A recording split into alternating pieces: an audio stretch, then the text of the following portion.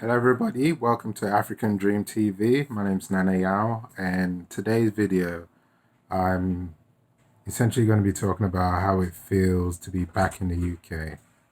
I've been back for a couple of days now, and I'm just going to put my thoughts down before I get too used to things and accustomed to things again. So, the first thing that stood out to me was the overwhelming sense of grayness. Like we landed, I looked around, and it was almost like someone had put a gray filter on the video. You know, the clouds, the gray, looking at the sky, the houses, the place, everything had a tint of gray on it. Um, so that was the first thing, and I won't lie, that gray was a little bit depressing. So yeah, that was the first thing that stood out. Also, looking at the houses, um, I got a different sense of scale. Things seem to be smaller, I guess more efficient use of space. So you get the houses bunched together, the doorways are narrower. I noticed even just walking upstairs, a lot of the stairs, only one person can come up at a time. Like if you had two people climb together, the place, yeah, it'd be a tight fit. So that was one thing. Small houses, the walls, shorter walls. You know, in Ghana, you're used to seeing tall walls surrounding every house, which probably reflects the level of security in the UK. I'd say it's probably less likely to have people jump over your wall and break in. But then again, saying that, robberies and burglaries are a common occurrence. So I actually think it's more a fact that you can't have everyone building tall walls because the houses are attached, they share walls. So it's essentially a long row of houses with walls separating each one. Um, so that's probably it more than anything else. What else did I see?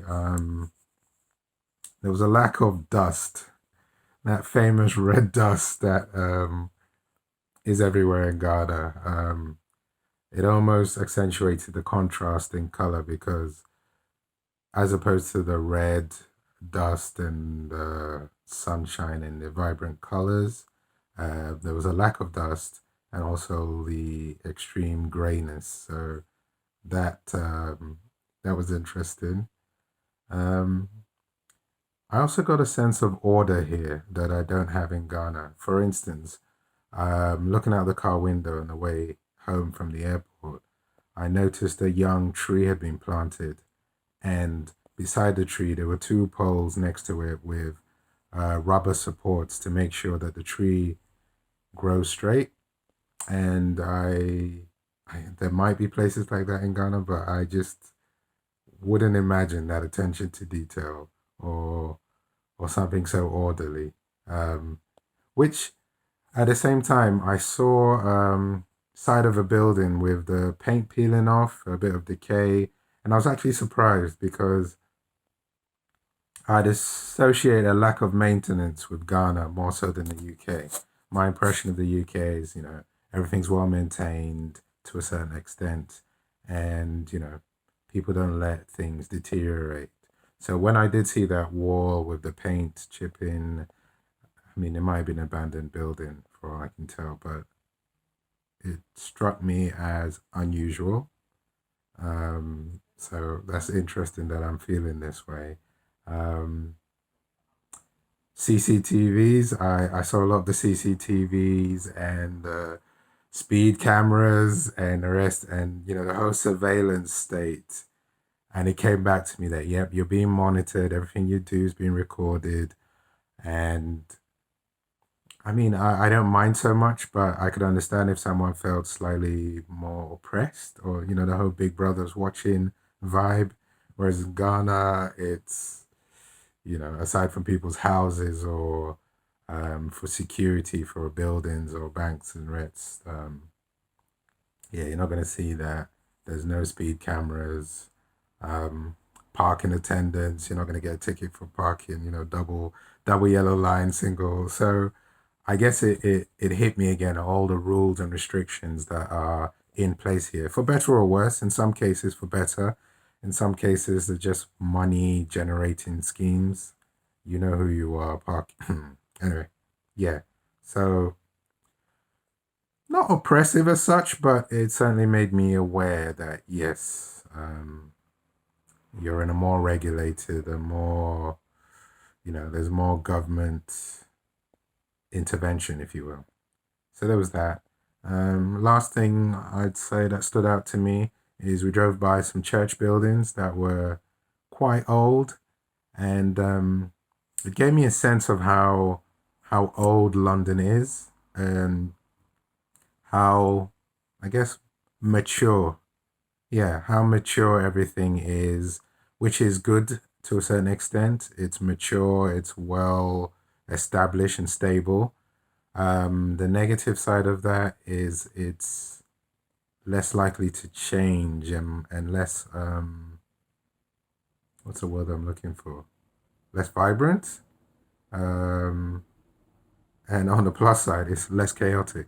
So it depends on how you look at it. If you're looking for growth and change and opportunity, that's something that won't go well with you. But if you're looking for stability and regular order, then yeah, it's a good thing.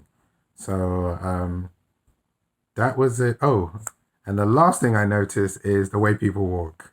Now, I especially took note of younger people walking, and even they looked like they were walking with purpose. Like you had to be somewhere by a certain time. There's a sense of time rules here, which is good or bad, but you could see in the way people walk, there's um, people aren't really paying attention to the surroundings. It's a case of getting to where you need to get. Um, Hardly saw any smiles on people's faces. It was more, head down occasionally. Even when people were walking together in groups, they were walking so quickly, it was evident they were trying to get somewhere at a certain time. Which I think it's good because that's one thing that I had to adapt to in Ghana, the lack of punctuality. But at the same time, I did notice, average person walking in Ghana, they're walking to get somewhere, but there's also, they're looking around. They might be smiling. If there's a group of people, they're probably chatting and having a laugh. And I mean, it's unfair to judge that by my first impressions on the way home. But looking back, even my experiences on the London Underground back in the day, yeah, people are not in the moment. It's like you're traveling to get somewhere, to be somewhere, and you're thinking ahead. You're not really in the moment. You're not just, enjoying the walk, looking around as you walk. So those are my contrasts so far. Yeah, so been back a few days, and those are my impressions. I thought I would record them before I got used to it. If you've been back to the UK recently from, I don't know, from Ghana or from anywhere else, I'd love to hear how you felt when you returned and, your impressions in general. So thanks for watching. I know this wasn't essentially an informative video as such. This is just a chance for me to share my thoughts with people. The following videos will be a bit more resourceful, as in they'll be more helpful, providing information and other things for people. But yeah, this is me just sharing with everyone. Thank you for watching. Take care and enjoy the rest of your day.